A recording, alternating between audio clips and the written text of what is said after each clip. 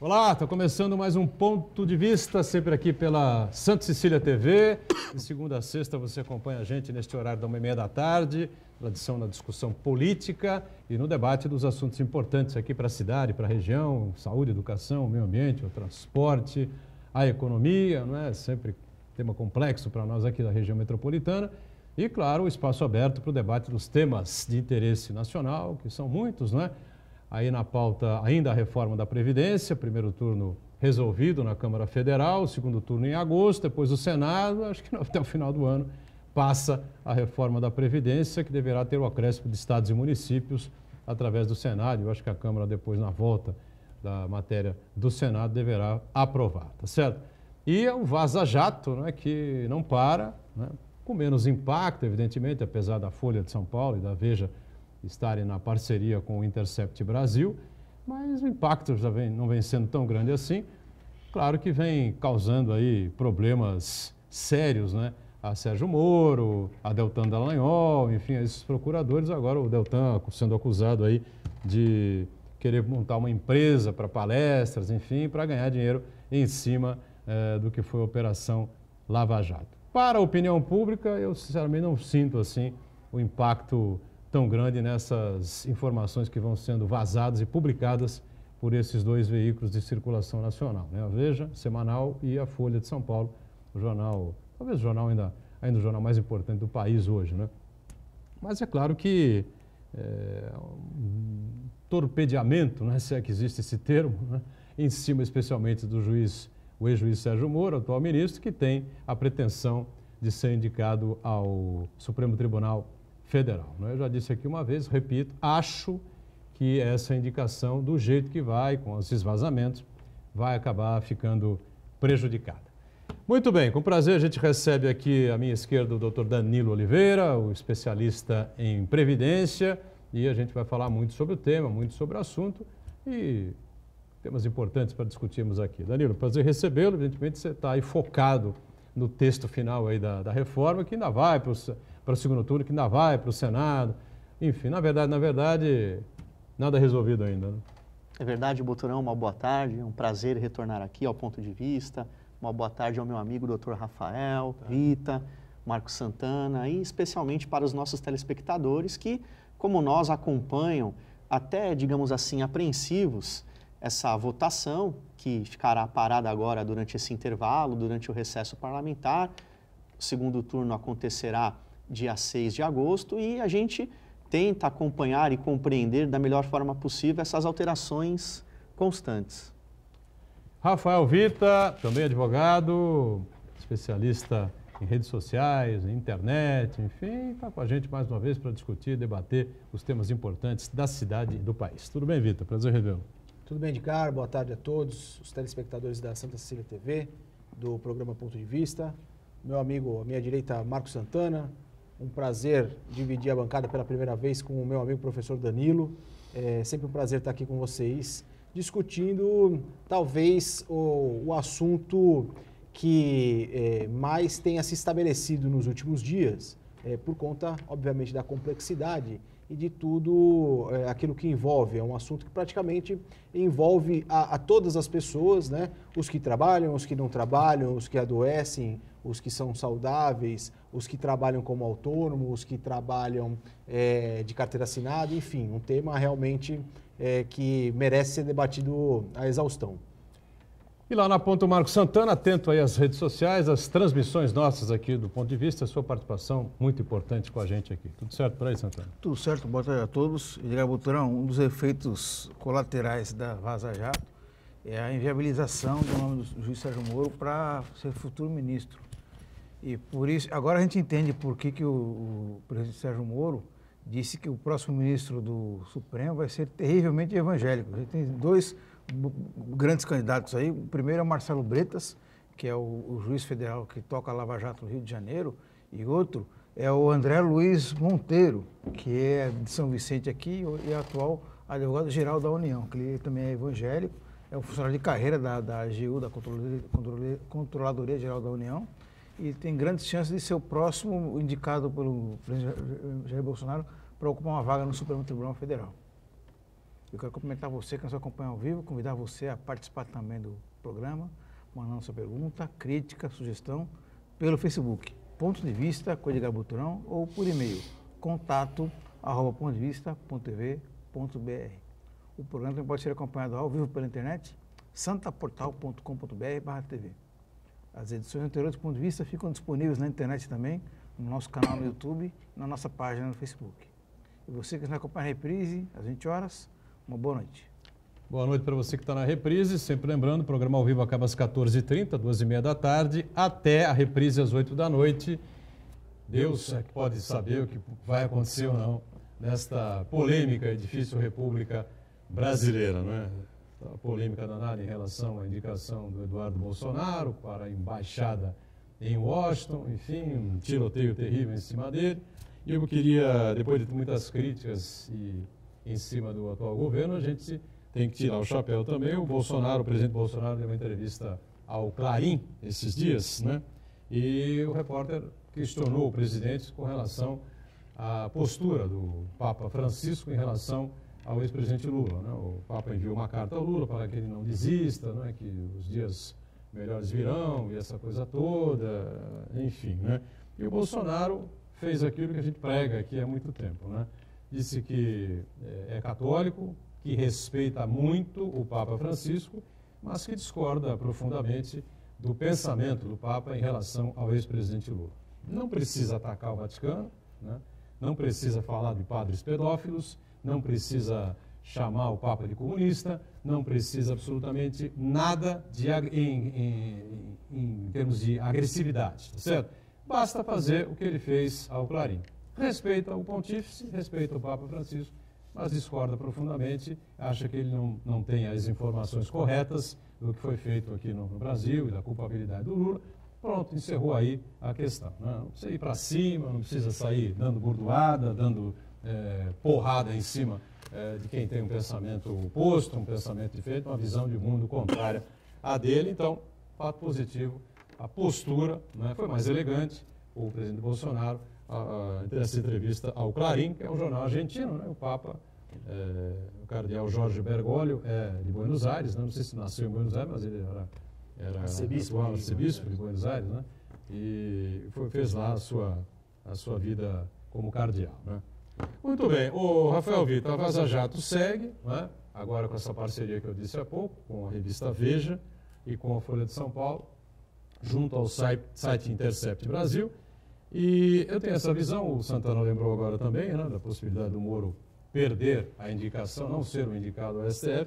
Eu acho que mais atrapalha esse tipo de indicação, né, do que propriamente mancha aí o governo, porque quanto mais se bate no Sérgio Moro, mais ele cresce, aqueles antipetistas, antilulistas e aquela coisa toda. Agora, continua aí a dúvida, né? Afinal, o que é isso aí que a gente está vendo, né? Realmente são gravações vazadas, realmente são os hackers, não sei se da última participação sua para cá, você já conseguiu identificar alguma coisa diferente.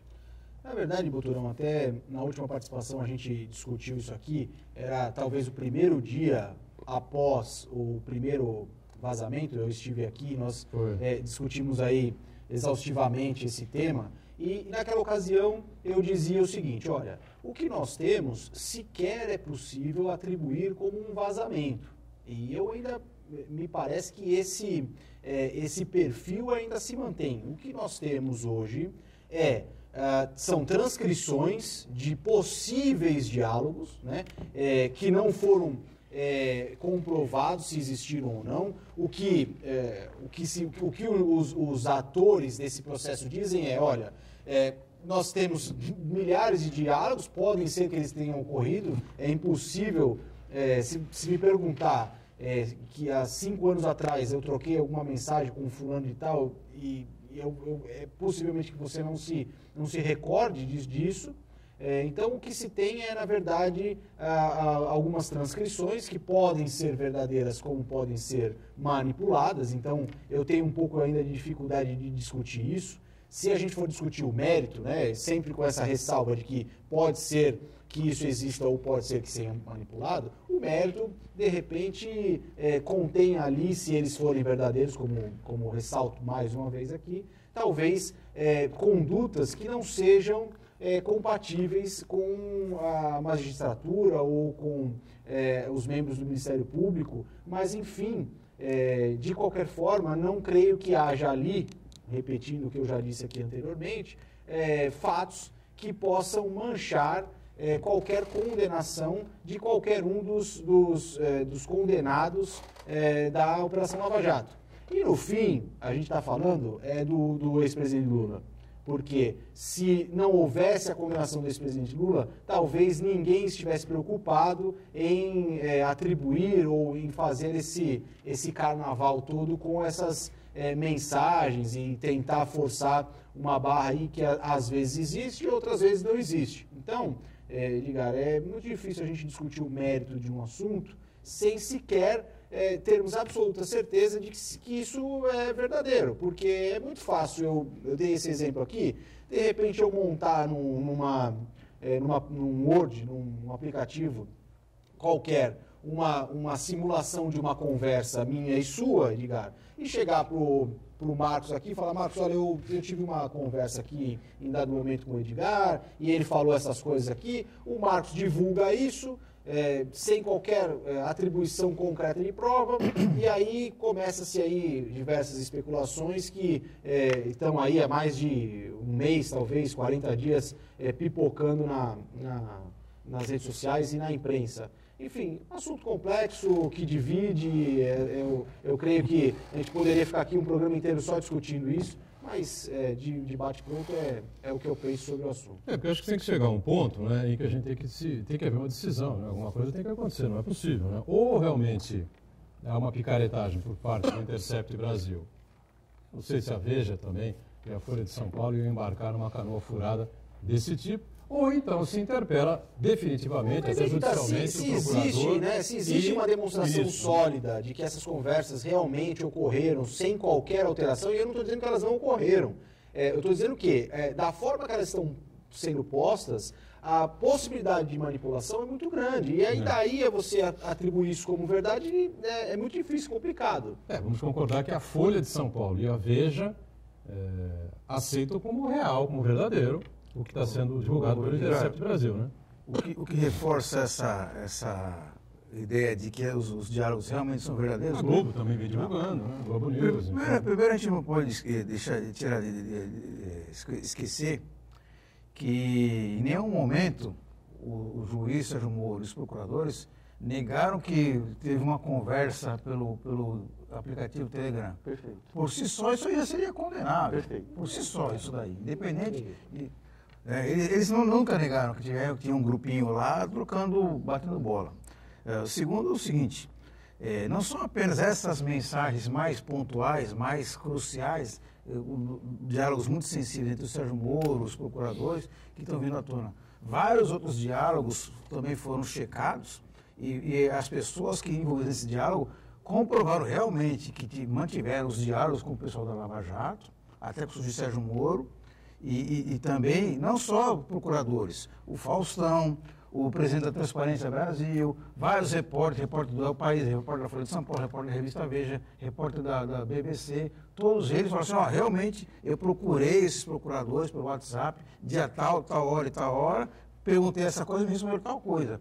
E essas transcrições revelam exatamente esse teor, exatamente como eles ocorreram. Então, quer dizer, logicamente, nós nunca vamos ter a certeza absoluta da materialidade, até porque o juiz Sérgio Moro disse que já não tem mais essas conversas, não forneceu o celular dele para ser periciado, muito menos deu tão Dallagnol. Então, quer dizer, apenas uma perícia nesses aparelhos comprovariam 100% a veracidade desses diálogos.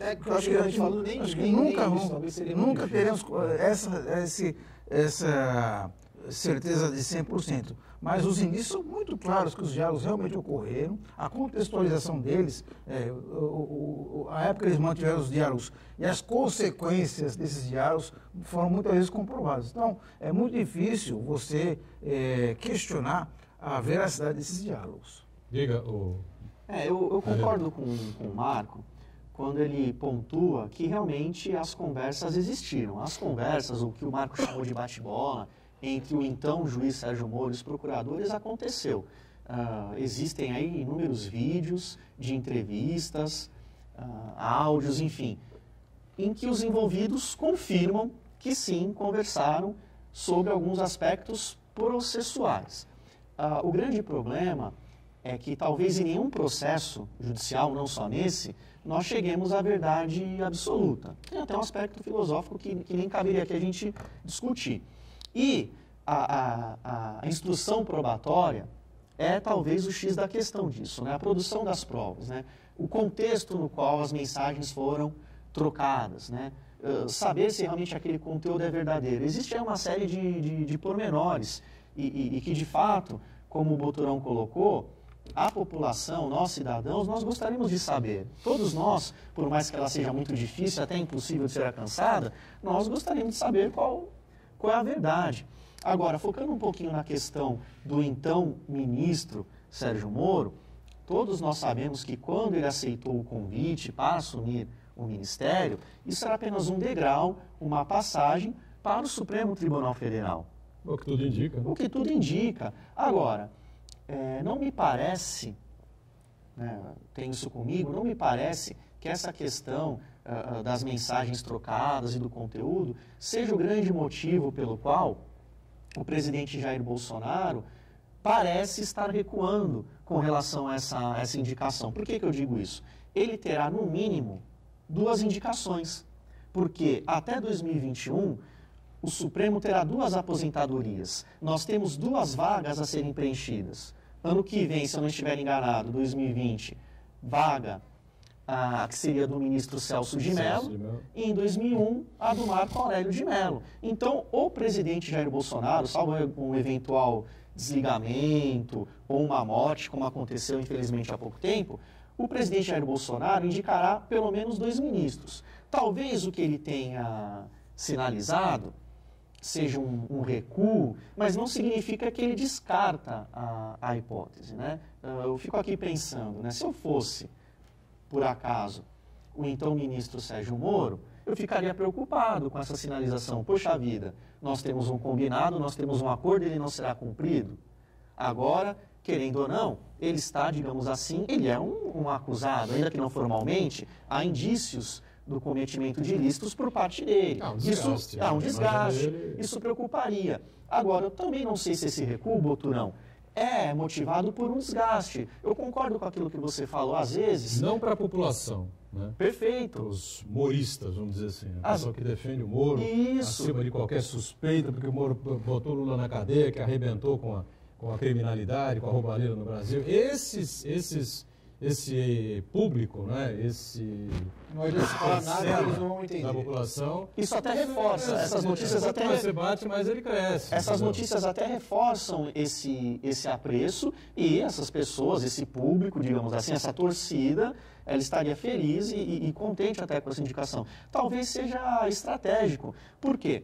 Porque logo no início do exercício do mandato por parte do presidente, para aqueles que o apoiam, a nomeação do Sérgio Moro foi muito bem vista. Então, talvez seja estratégico mantê-lo ao lado como ministro. Talvez não seja um recuo por conta dessas interceptações, ou seja, um misto, um pouco de cada. Me parece que é mais uma questão estratégica e por isso que já não é a primeira vez que o presidente Jair Bolsonaro anuncia que está na hora de termos um ministro terrivelmente evangélico no Supremo Tribunal Federal. E veja, ele não só sinalizou um ministro cristão, ele foi ainda mais direto, ele foi evangélico. E aí tem uma série de questionamentos jurídicos que nós poderíamos fazer, os critérios vagos que a Constituição estabelece para a nomeação de um ministro, enfim. Do ponto de vista jurídico... Tem que ter aprovação do Senado. Quando a indicação é muito direcionada, seja por uma questão de ideologia religiosa, política, uma ideologia qualquer, e isso realmente preocupa. Por quê? Porque por mais que isso seja possível subjetivamente, não me parece que seja viável que isso seja externado. Não vou aqui falar, o presidente está sendo sincero, isso é visto com maus olhos, porque existem questões sensíveis, polêmicas, com relação a casamento, relações parentescas de pessoas do mesmo sexo, existem inúmeras questões, eutanásia, enfim, aborto, onde a ideologia religiosa ela impacta muito.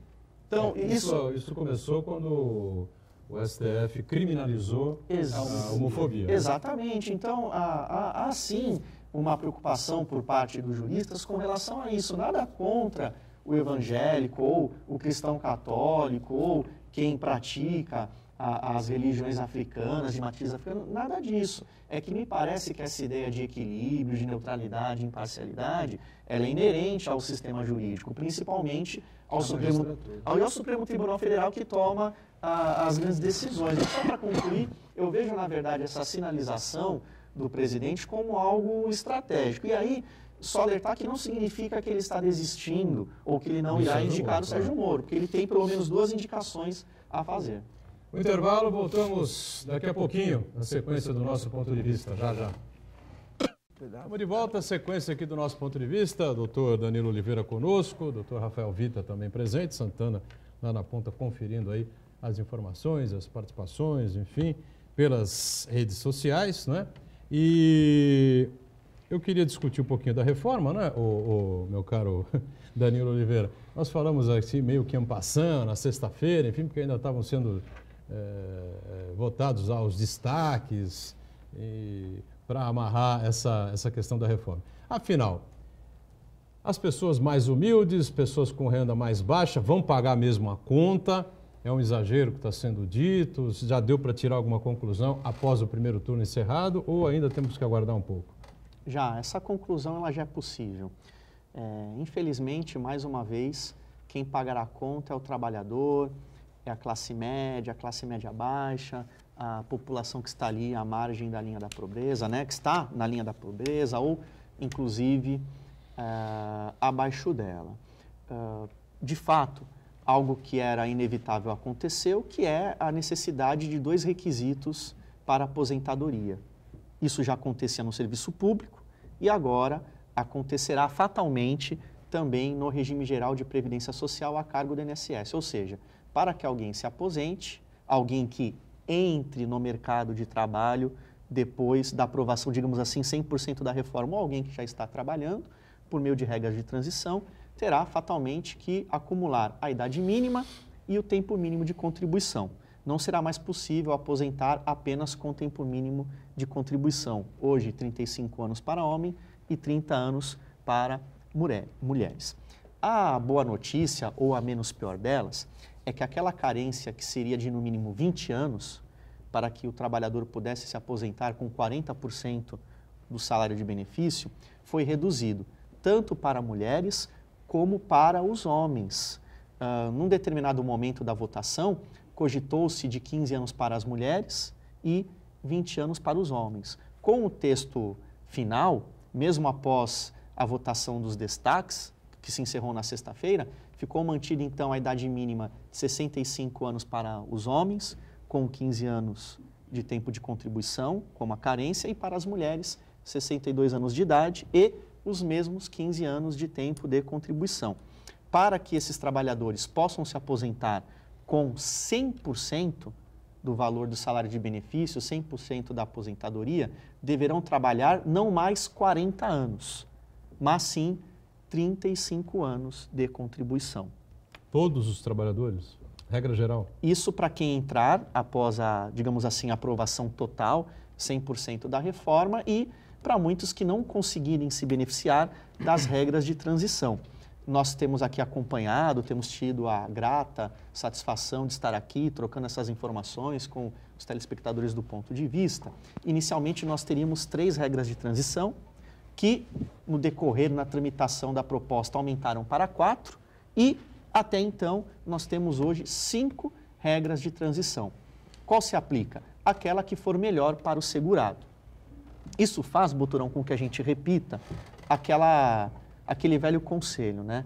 Procure um especialista, procure se orientar, simule, porque mesmo para quem é especialista, mesmo para o advogado, contabilista, administrador, enfim, mesmo para quem tem uma certa facilidade e conhece a legislação, é necessário sentar, analisar toda a documentação do trabalhador, do segurado, analisar a legislação, fazer as simulações para que se verifique qual é a melhor possibilidade de aposentadoria. Muitas vezes o INSS não tem estrutura, digamos assim, física e até humana para isso. Às vezes não há equipamentos, instabilidade do sistema, enfim. Agora, se porventura você se aposentar e verificar que depois tinha direito a uma regra melhor, é possível fazer a revisão. Existe uma tese previdenciária muito importante, que é a chamada tese do melhor benefício. O que eu quero dizer?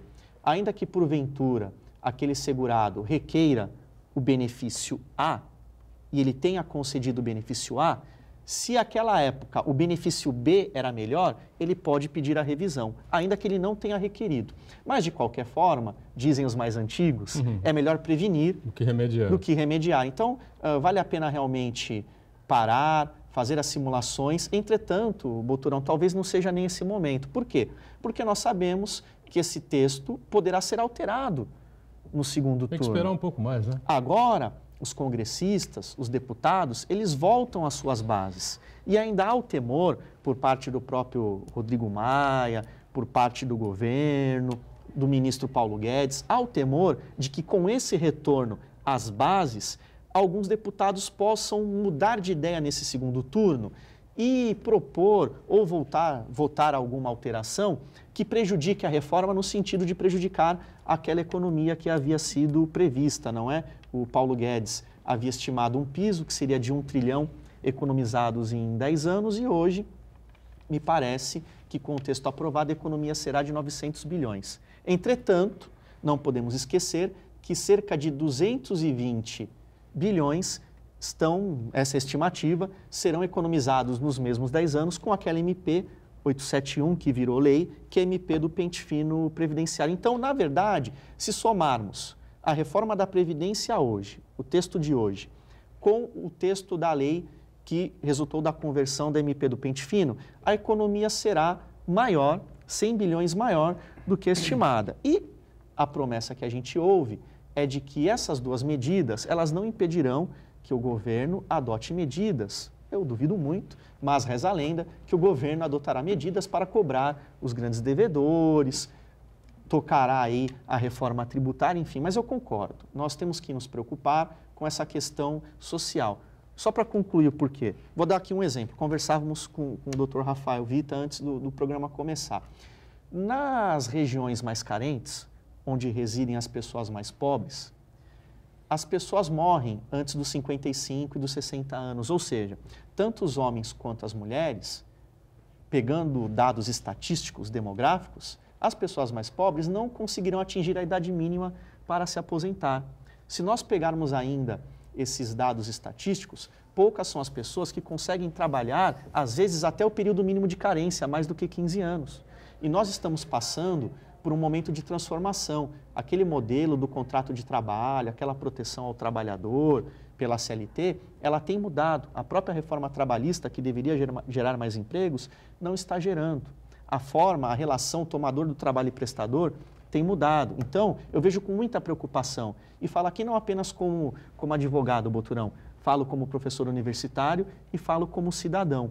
E não quero aqui ser taxado de comunista, socialista ou de esquerdista. Faço aqui uma defesa de uma população com a qual eu trabalho e com a qual eu lido e com a qual eu me preocupo, porque todos nós, Boturão, somos brasileiros. Claro, sejamos os mais ricos, os mais pobres. E vivemos no 10º país mais desigual do mundo. Eu confesso, não deve ser fácil gerir o Brasil, não deve ser fácil ser presidente, governador, nem prefeito, ministro, mas é preciso olhar essa questão social, porque senão, daqui a 10, daqui a 5 anos, teremos que analisar uma outra reforma. Aliás, já é hora de pensarmos. A reforma não pode ser apenas para preservar a economia nem os mercados. É preciso que nós pensemos nas pessoas. Isso é um detalhe importante e significativo, né? Então, para amarrar um pouquinho essa coisa, o cidadão comum hoje, do jeito que está, mulher, 62 anos. Isso. Mais 30 de... Para poder aposentar, 15 de no contribuição. Mínimo, 15 anos, 15 de contribuição. Isso. Para poder pleitear o teto... 35 anos 35 de contribuição. anos mais 62 de idade. De idade. O homem, 35 mais 65, para poder aposentar com os proventos integrais. Então não é 40, 35 ficou. 35. Houve aí, então, uma melhora, houve um ganho aí a partir dessa redução de 5 anos. Só que, evidentemente, tudo isso depende de qual foi o valor que a pessoa contribuiu ao longo do tempo, lógico. Sim. Você contribuiu sobre 2 salários, sobre 4 salários, sobre 8 salários. Uma outra mudança... 8 não, né? 8 não tem. O quê? Tem? Não, né? Não, existe um teto, teto... É 5.500 reais. Isso, hoje quase algo em torno de 5.800. Agora veja, esse é também outro aspecto importante. A fórmula de cálculo mudará, porque hoje você exclui os 20% piores salários de contribuição. Então, naquele período que o trabalhador teve uma remuneração menor, enfim... Ou no começo da carreira. Ou no começo da carreira. Isso sendo descartado, pode... Ou no fim. Ou no fim. Isso pode impactar positivamente no cálculo. Agora, não. Esse cálculo será feito considerando todo o período contributivo, o que eu vejo com maus olhos. Por quê? É claro que não dá aqui para... Eu não posso dar aqui uma de gênio da lâmpada, né? Não dá para você fazer adivinhações porque é matemático. Isso depende de cálculo e da vida previdenciária de cada um. Mas é muito comum que durante esses 15 ou esses 35 anos existam períodos sem contribuição, períodos em que, como nós brincamos, seja no início, no fim ou até mesmo no meio da carreira profissional, as contribuições sejam menores, sejam ali bem perto do piso. Então, se esse trabalhador, porventura, é um trabalhador que tem oscilações, horas o salário de contribuição é maior, horas é menor, essa metodologia de cálculo ela é pior. Talvez, para a maioria dos nossos segurados, que tem, salvo engano, 1/3 ou quase 2/3 dos benefícios tem o valor de um salário mínimo, talvez isso não influencie muito, talvez isso não altere. Mas alguns trabalhadores serão prejudicados, sim, por essa nova fórmula de cálculo. Doutorão, eu vi vários especialistas em direito previdenciário fazendo observações sobre essa proposta aprovada. Eu até queria saber a opinião do Danilo, se realmente isso corre o risco de acontecer. A partir do momento que você acaba obrigando a pessoa a contribuir, ficar mais tempo contribuindo, ainda mais num cenário de crise econômica, que as pessoas têm muita dificuldade de ter um emprego permanentemente, fazer uma contribuição regular. Então, a dificuldade da pessoa ficar 35 anos contribuindo vai fazer aquele jovem que está no começo da sua vida produtiva, ele ficar desestimulado a aderir ao sistema previdenciário e preferir a informalidade, o bico, ser uma MEI, ou ser ali um contrato no fio do bigode com o patrão e deixar de ser empregado formalmente. E a tendência com isso daí é a arrecadação da Previdência reduzir, porque menos trabalhadores formalmente empregados, menos contribuições à Previdência. E aí, no fundo, lá a médio e longo prazo, os cofres da Previdência vão ficar, mais uma vez, combalidos e deixar de ter com muita dificuldade de pagar os benefícios. Eu queria saber se é mais ou menos por aí também. Sim, é importante que a gente pense numa educação previdenciária, porque, veja, o fato de eu prestar serviço para uma empresa, seja como empregado, seja como microempreendedor individual, isso não me exclui o dever de contribuir. É que se eu presto o serviço como empregado, o desconto é feito em folha. Em tese, não há como não contribuir, embora nós tenhamos aí um déficit por conta dessa apropriação indébita, né, do empregado que faz a retenção e não repassa, bilionário, que chega a corresponder aí a quase 1/4 do alegado déficit da Previdência. Mas veja, recuperando aqui o foco, mesmo aquele que é o microempreendedor individual ou que é o prestador de serviço não seletista, ele tem que recolher. Acontece que na prática, isso nunca foi, digamos assim, ensinado, não há uma educação previdenciária que nós precisamos passar por ela. Então é importante que o trabalhador, que o brasileiro que exerce uma atividade econômica, ele tenha essa preocupação. Faz parte do Estado informar e orientar o cidadão. Então, Marcos Santana, sua pergunta é muito pertinente, porque uma vez que a reforma da Previdência parece caminhar, sim, Boturão, ainda esse ano para um desfecho, como nós esperávamos, não no primeiro semestre, mas me parece que caminha para o desfecho no segundo semestre, é importante que outras medidas sejam adotadas pelo governo, né? E até mesmo, Rafael, por meio de redes sociais, por meio de vídeos institucionais. É importante preparar a população, porque senão nós estaremos apenas tampando o sol com a peneira. Essa é a verdade. E de fato, se não houver isso, a arrecadação ela diminuirá. E, novamente, nós ouviremos essa história de que a Previdência é deficitária. Está quebrado, essa coisa toda. Uma coisa é certa, né? Os grandes devedores continuam grandes devedores, né? O Estado, pelo jeito, não vai para cima dessas grandes empresas, grandes corporações, né?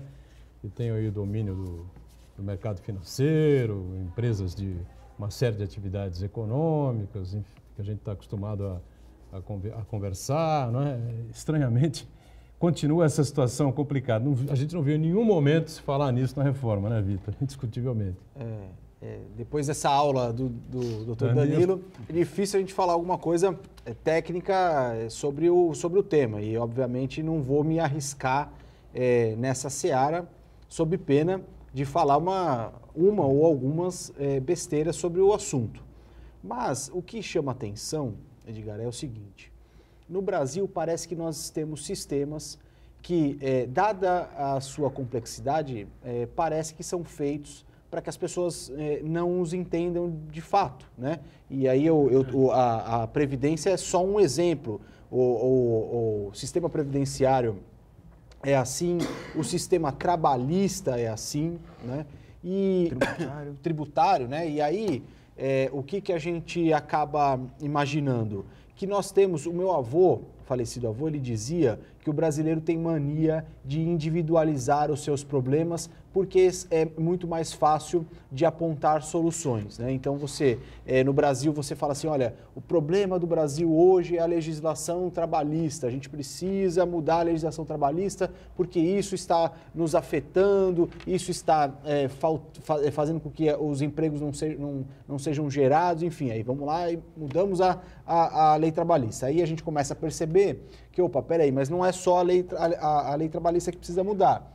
A gente precisa mudar a Previdência. Aí focamos diretamente nesse tema e aí estamos fadados a talvez verificarmos ao final desse processo todo que o problema todo não era esse. E eu estou chamando essa atenção por isso porque eu defendo há muito tempo que nós só teremos mudanças significativas no Brasil, isso não quer dizer que essas mudanças que estão sendo feitas não possam trazer benefícios. O que eu digo, o que eu costumo dizer nós só teremos grandes mudanças e mudanças significativas no Brasil quando nós começarmos a pensar na mudança do nosso regime, do presidencialista para o parlamentarista. Eu acho que isso é primordial para que se tenha uma guinada que faça efetivamente diferença no nosso país, politicamente falando, e quando nós tivermos um sistema de legislação que não seja federalista, ou seja, que nós possamos ter legislações diferentes nos estados diferentes do país. Por quê? Não é possível que estados tão antagônicos e tão distantes fisicamente como nós temos no Brasil, sejam regidos pelas mesmas legislações que afetam diretamente os seus funcionamentos. Então, não é possível, né? Não é possível que nós tenhamos a mesma lei penal no Rio Grande do Sul e no Amazonas, né? Não é possível, e muitas vezes não é só, não vamos nem falar de distância física, muitas vezes a diferença cultural, por exemplo, do Rio Grande do Sul para São Paulo, que são estados aí que perto da distância do norte, nordeste e centro-oeste são menores, mas que os abismos culturais são completamente diferentes. E quando a gente fala de abismo cultural, vem logo à mente a lei penal, mas aí a gente não é só a lei penal. Por exemplo, talvez a lei previdenciária, talvez a forma de emprego que ocorra num estado da federação seja completamente diferente do outro e, portanto, os problemas são diferentes. Então, talvez você no Nordeste, onde os empregos sejam de mais baixa renda, você precise estimular os melhores empregos de uma forma diferente de um outro local da federação. Então, eu estou falando, volto a dizer, depois de especificar tanto como o doutor Danilo falou, eu não entendo do assunto, seria muito desagrado da minha parte falar sobre o tema. Então, eu quis trazer essa questão mais macro. Por quê? Porque às vezes a gente está discutindo um assunto e veja, que não vai resolver, né? E a reforma da Previdência é incrível como muitas vezes você senta com alguém que defende a reforma da Previdência e você é completamente convencido de que a reforma tem que acontecer. E ao mesmo tempo você senta ao lado de alguém, né, tecnicamente habilitado a falar disso, que defende que a reforma não aconteça, você também acaba sendo convencido, ou seja, é muito difícil. Imagina para a população fazer essa avaliação, porque ao mesmo tempo que ela é bombardeada com a informação de que os estados, né, a federação, o país está quebrado e necessita dessa reforma para que os seus próprios salários sejam pagos, né? Meu pai, por exemplo, é aposentado, ele vive disso aí. Imagine, eu fico imaginando se um dia o Estado virar para ele e falar assim, olha, a partir de amanhã não tenho como lhe pagar. Veja, é uma coisa absolutamente impensável, né? E, ao mesmo tempo, você também é bombardeado com as informações que também não deixam de ser verdadeiras, de que as grandes fortunas não são taxadas, que os grandes devedores não são cobrados, que o Estado está quebrado por má utilização desses recursos. Então, assim, é muito difícil você ter um pensamento firme como população, né? Talvez como técnico isso seja mais claro, mas como população, e eu estou falando aqui como quem recebe essas informações, como população na sua forma mais pura, disso. É muito difícil você ter essas condições de afirmar isso aí. E agora, reforma também, sem estados e municípios, me parece, volto a dizer, sem qualquer conhecimento técnico, me parece assim, algo que beira uma aberração mesmo. Porque, veja, o que vai mudar? O que vai mudar é o seguinte, o policial rodoviário federal eventualmente vai estar com o seu salário na conta e o policial militar do Estado não vai receber, porque, olha, a Previdência é diferente, então lá como nós fizemos a reforma, tá tudo bem, eu consigo te pagar, aqui como nós deixamos isso de lado, né, não vamos conseguir pagar. E veja, se tivesse todo mundo bem, né, São Paulo não está 100%, mas ainda consegue se autossuprir, é uma coisa. Agora, Rio Grande do Sul está quebrado, Rio Grande do Norte está quebrado, né? Minas Gerais está quebrado. Rio de Janeiro quebrado. E aí você fala, não... De precisão cirúrgica. Poxa, o problema em relação ao regime próprio não está na União, no governo federal. Em relação ao regime próprio, o grande problema está realmente nos estados e nos municípios, pelo simples motivo de que as fontes de custeio são menores. É uma coisa que nós já falamos aqui e ela é óbvia. Há, em relação ao regime geral, uma pluralidade, uma diversidade da base de financiamento, que o mantém ainda superavitário. Agora, em relação ao regime próprio, com certeza, como a fonte de custeio é só a própria remuneração do servidor e aquilo que o ente federativo aporta, você tem o pessoal vivendo mais, né? E aí você retira cada vez mais cedo. Você retira da reforma. Quer dizer, você, para defender lá atrás a reforma da Previdência, mistura o que é diferente. Você misturou, o governo tentou misturar, os vários governos tentaram misturar água e óleo. Acho que essa é uma boa definição. Regime próprio e regime geral são água e óleo. Não se misturam, na essência, no próprio acesso à atividade remunerada. Tentou-se misturar porque, de fato, estados e municípios Vamos ver estão se uma coisa segurava quebrados. A outra, né? Então você tenta convencer a população, porque ela que paga a conta, concordando ou discordando, ela que vai pagar a conta, seu pai, você, nós aqui pagamos a conta, não os grandes conglomerados. Mas tudo bem, misturaram tal, legal. Então a gente começa a aceitar, as emissoras de TV, rádio, começam a bombardear, a reforma é necessária, tal, a gente se convence, porque senão não vai ter aposentadoria. Eu estou com medo, eu quero receber. Você é a favor. Legal. Aí agora que avança, não, retiramos estados e municípios. Pô, peraí. Mas onde a coisa pega não é só a questão dos estados e municípios. Aí você vem e fala assim, não, mas existem pessoas, categorias que são mais especiais do que a outra. Eu ia falar dos policiais, mas como é um tema muito agudo, eu vou falar, por exemplo, dos professores. A minha mãe é professora.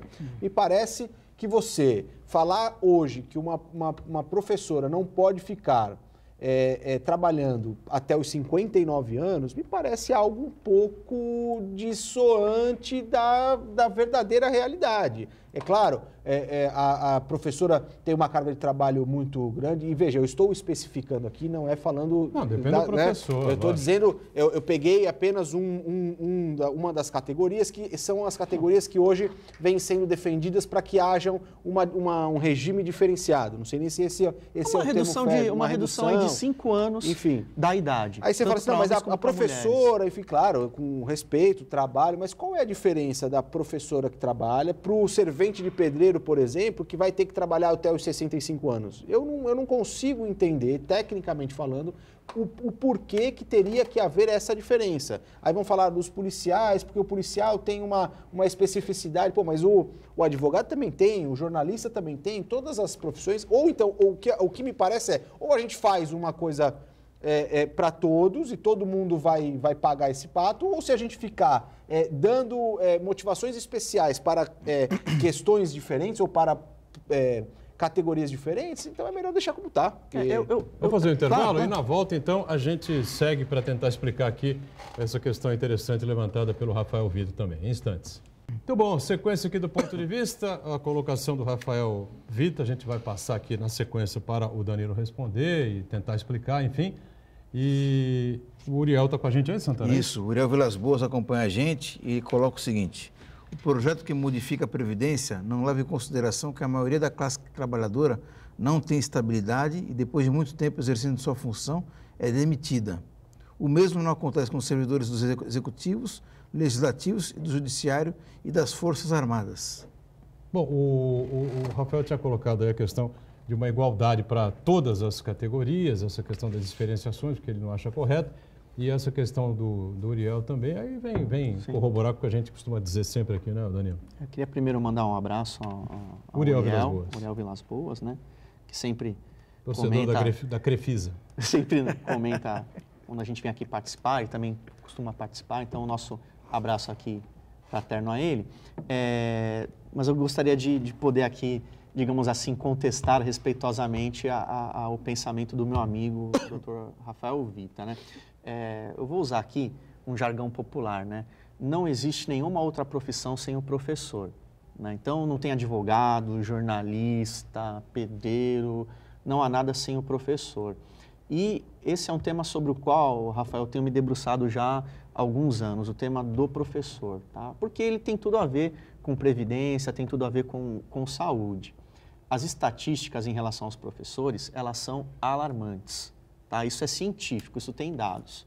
Mais da metade dos professores sofre da síndrome de esgotamento, porque 4 horas ou 8 horas diárias da jornada de um professor equivalem, digamos assim, a 2, 3 dias de trabalho, com todo respeito, a de outro profissional. Nós que não temos horário, não batemos ponto, e por mais que trabalhemos às vezes até, né, viremos aí dias, audiência, sustentação oral, prazos, o trabalho do professor é muito desgastante. Por quê? Porque além de ter o conhecimento técnico, além de preparar a aula, o professor, ele está na linha de frente, ele é o contato do Estado, que tem o dever de educar, com a população que tem problemas culturais, problemas econômicos. Então, existe uma série de motivos práticos, né? O próprio engajamento do professor com os problemas daquela criança, daquele adolescente, com a questão da família, famílias complicadas, comunidades complicadas, o professor que muitas vezes está ali na linha de frente entre o poder público e o poder paralelo. Então, são todas questões que, infelizmente, nós temos acompanhado e até de perto, né? Todo esse sofrimento, esse desgaste que existe a mais do professor. Então, aqui, respeitosamente, discordando de você, meu amigo, eu acho que o professor, ele tem sim que ter um regime, requisitos diferenciados. É claro que nós temos que analisar com muito cuidado esse tratamento diferenciado para outras categorias, mas eu vejo isso com uma certa tranquilidade, porque se a gente pegar aqui o princípio da igualdade ou isonomia, dizer que igualdade é tratar todo mundo igual, está errado, porque todos nós temos as nossas diferenças. Eu sei, existem muitas categorias que vão necessitar de uma aposentadoria chamada especial, mas que isso seja estudado. Eu não sei se simplesmente colocarmos todos no mesmo balaio, porque existe um medo de que a Previdência quebre, não haja como pagar aposentadorias, é o correto, porque senão nós teremos pessoas que adoecerão, ficarão sem trabalho e sem fonte de sustento digno ou morrerão o policial sem se aposentar. Que entra nessa também, na verdade, né? Policial de rua, isso, que na verdade, ali o crime, o bandido, essa coisa toda, né? Doutor Danilo, a minha colocação foi mais no sentido de aprofundar o debate mesmo, do que ser incisivo no sentido de que, olha, nós temos que fazer isso. Mas um questionamento, o que eu digo o meu questionamento foi em cima do que tem se apresentado, né, para a população como um todo. E eu apenas citei o professor, né, porque o professor é uma dessas categorias que estão lá fortemente sendo defendidas no Congresso como aqueles que devem ter especificidades na reforma da Previdência. Então, o que eu lembro de cabeça são os policiais e os professores, né, alguns agentes públicos, aliás, alguns agentes penitenciários, Polícia Legislativa. Polícia Legislativa é grave, hein? Eu ia chegar nessa questão. A Polícia Legislativa, que acho que há 10 ou 12 anos atrás, né, isso é um outro fator que a gente deve levantar a discussão. Há 10 ou 12 anos atrás, ou talvez um pouco mais, a Polícia Legislativa era apenas chamada de segurança do Congresso. Né? Eles eram seguranças do Congresso, tinham lá, eram servidores comuns, entre aspas, do Congresso Nacional, servidores que prestaram concurso para agentes de segurança do Congresso. Então, logo se deu esse lobby junto ao Congresso, transformaram eles em Polícia Legislativa para que pudessem se equiparar a todos os policiais federais com todos os benefícios e tal. E existe um estudo, eu posso estar falando besteira, eu ouvi essa informação, se não me engano, na Rádio Bandeirantes, de que os proventos desses agentes, agora chamados de policiais legislativos, com a parte que cabe, a contribuição do empregado e do empregador, aumentou cerca de 60% apenas com essa equiparação que foi feita à Polícia Federal, né, aos agentes de Polícia Federal. E isso aconteceu com diversas outras categorias, né? Hoje o que mais tem no Congresso, quem conhece um pouco politicamente o Congresso, o que mais tem propostas de equiparações que foram, aos poucos, inflacionando, talvez, essa previdência, esses regimes de previdência, e aí, obviamente, a gente não está falando do regime do INSS, mas, enfim, é só fazer uma tréplica a respeito desse assunto, que a minha intenção não é dizer, olha, eu acho um absurdo ou não, é mais levantar a discussão mesmo, porque, realmente, eu também concordo que existam categorias que precisam ter especificidades, mas então que a gente discuta de todos, discuta todas as categorias para que adequar cada uma com as suas necessidades. Diga, Santana. Aproveitar a manifestação do Uriel Vilas Boas, que ele fala sobre a diferenciação entre os trabalhadores do setor privado e do setor público, que a gente percebe realmente que a diferença salarial, até para profissionais que ocupam a mesma carreira no setor público-privado, é muito grande. Então, eu acho que a gente está discutindo a reforma da Previdência, é um momento ideal também para a gente discutir o processo de definição dos rendimentos dos servidores públicos, né? Porque não é só o salário, né? Tem as tais das verbas indenizatórias, né? Que principalmente no Poder Legislativo, Poder Judiciário, auxílio disso, auxílio daquilo, né?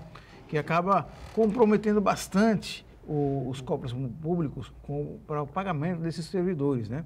E muitas vezes essas verbas indenizatórias acabam sendo incorporadas ao salário do trabalhador do setor público, e isso aí acaba acarretando um benefício muito maior na hora de que ele se aposenta, né? Então, acho que é um momento muito importante para a gente ver se realmente esse salário, esses rendimentos, essas verbas indenizatórias são realmente merecedoras para esses trabalhadores. Aí a gente fica na mão dos governantes, né, e dos responsáveis por esses pagamentos e essas indenizações, né?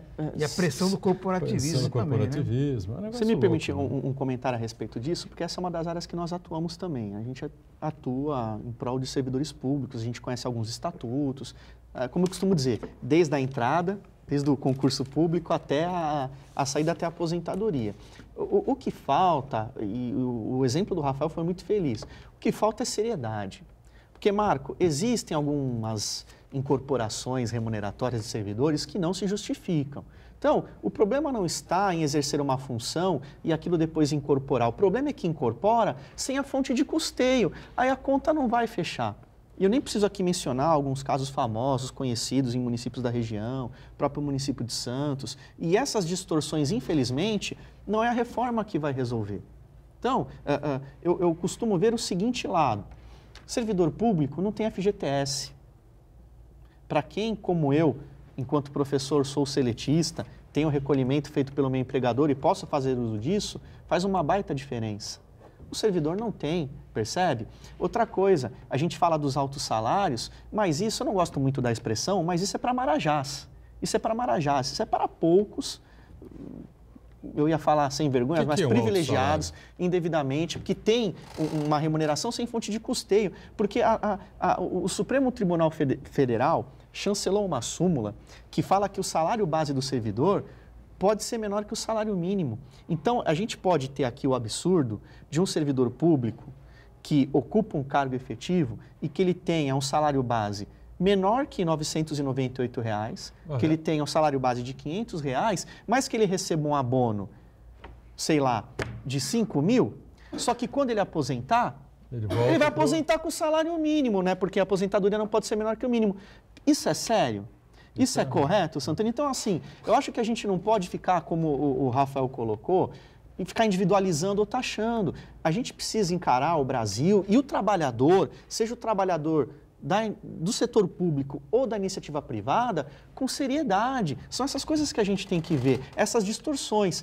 Com todo respeito, eu não conheço a fundo, confesso, as funções da polícia legislativa. Mas, de orelhada, vou me arriscar a fazer o que eu não costumo fazer, de orelhada, eu vou dizer que me parece que é uma equiparação absurda, que não se justifica, porque é diferente a atividade deles com relação à atividade de um policial militar, de bandido, de um militar do corpo de bombeiro. Perfeito. Na verdade, eles são seguranças do Congresso. Seguranças, é verdade, e foram equiparados nisso aí. E veja, a fala do doutor Danilo, na verdade, corrobora aquilo que eu disse, de que enquanto nós não pensarmos no Brasil como de uma forma macro, ou seja, nós precisamos mudar a forma com que a gente encara as coisas, a gente vai ficar individualizando, aí cada hora tem uma pauta e no fim não muda nada.